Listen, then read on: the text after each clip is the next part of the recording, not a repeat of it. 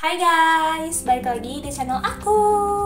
So, pasti kalian yang klik video ini diantaranya adalah mahasiswa-mahasiswa yang ambis atau maba-maba yang masih punya jiwa membara, menggebu-gebu pengen punya IPK 4 atau minimal cum laude lah ya. So, kalian datang ke video yang tepat karena aku bakal bahas seputar cum laude itu apa. Dan kalau misalnya kalian penasaran sama cara-cara biar dapat IPK cum laude, bisa pantengin di next video aku yang selanjutnya ya. So, jadi cum laude itu apa? Cum laude itu merupakan sebuah istilah yang berasal dari bahasa Latin yang artinya adalah dengan pujian atau dengan hormat. Jadi, dalam dunia akademik, cum laude itu adalah sebuah gelar yang diberikan secara khusus dari sebuah institusi ataupun universitas kepada para wisudawan yang telah lulus dan juga memperoleh IPK sesuai dengan standar cum laude yang ada di masing-masing institusi. Jadi untuk mendapatkan nilai cum laude itu biasanya ada rentang nilai tertentu yang harus dicapai oleh seorang mahasiswa. Dan predikat cum laude ini untuk setiap jenjang pendidikan untuk perkuliahan biasanya akan berbeda-beda. Misalnya untuk S1, S2, S3 itu akan berbeda guys rentangnya. Untuk S1 biasanya untuk rentang cum laude itu di antara 3,51 sampai 4. Sedangkan untuk program S2 magister itu adalah 3,71 sampai 4. Sedangkan untuk program doktor atau S3 itu di kisaran 3,8 hingga 4. Oke, untuk syarat dapat nilai cum laude itu apa aja sih gitu. Untuk syaratnya itu balik lagi tergantung dengan kebijakan prodi, fakultas maupun universitas masing-masing ya teman-teman. Jadi jangan lupa buat dicek info terbarunya itu seperti apa. Tapi pada umumnya biasanya itu ketika seorang mahasiswa itu mendapatkan nilai yang udah aku sebutin tadi di rentang nilai tersebut, kalau untuk sarjana 3,51 sampai 4, magister 3,71 sampai 4, dan juga untuk doktoral itu 3,8 hingga 4. Plus ada satu tambahan lagi, jadi tidak melebihi masa studi minimum. Nah, kalau aku karena di Unpad sendiri, masa studi minimumnya itu kan 4 tahun ya. Kalau untuk sarjana, untuk dapat memperoleh predikat cum laude itu biasanya masa studi minimum ditambah dengan 1 tahun gitu. Jadi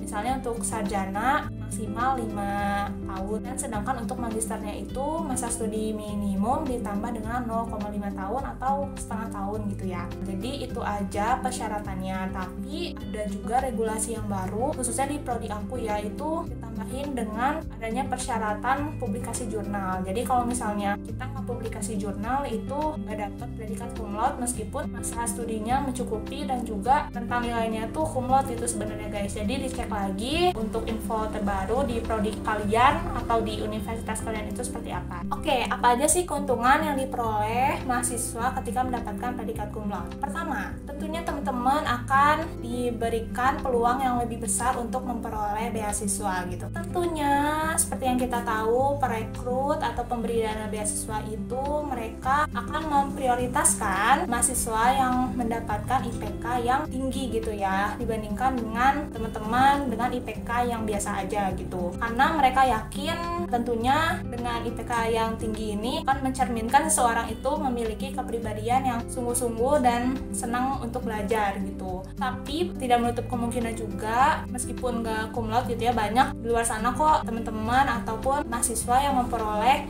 beasiswa tapi gak cum laude juga dapat aja guys, karena ada pertimbangan lain gitu ya, atau hal-hal lain yang dipertimbangkan selain IPK tersebut gitu. Nah, tapi biasanya untuk lembaga beasiswa ini biasanya sih menetapkan batasan gitu ya si IPK yang bisa ikut. Misalnya kalau setahu aku sih kayak LPDP tuh 3,5 gitu ya. Aku kurang tahu kalau buat beasiswa lain, tapi biasanya akan ada batasan minimum IPK yang harus dicukupi gitu ketika mendaftar beasiswa tersebut. Terus yang kedua, kalian bisa memperoleh kesempatan menjadi asisten dosen. Karena biasanya kan dosen-dosen ini ingin merekrut gitu ya mahasiswa-mahasiswa yang memiliki keterampilan juga pengetahuan yang bagus gitu ya buat bisa mengajar mahasiswa lainnya sebagai asisten dosen. Makanya mereka biasanya akan melihat mahasiswa-mahasiswa yang memiliki IPK yang besar atau notabene-nya cum laude gitu ya guys. Yang ketiga, ini biasanya sih akan dipertimbangkan ketika kalian melamar pekerjaan, karena biasanya sih HRD gitu ya akan melihat pertama kali itu kan dari CV ya. Misalnya kalian tuh dari lulusan mana, terus IPK-nya berapa, itu biasanya bakal dilihat untuk pertama kalinya di sistem administrasi.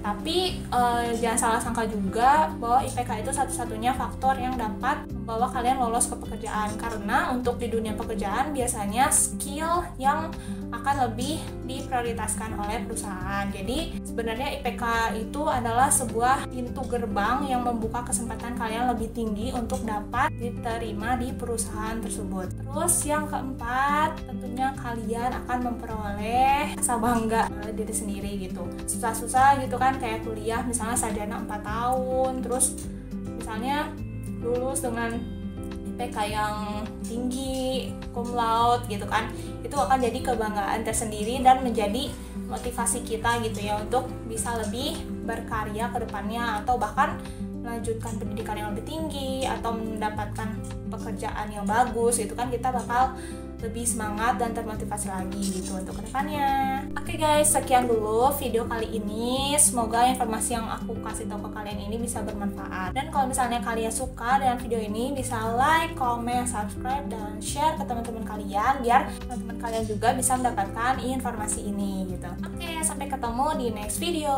Dadah.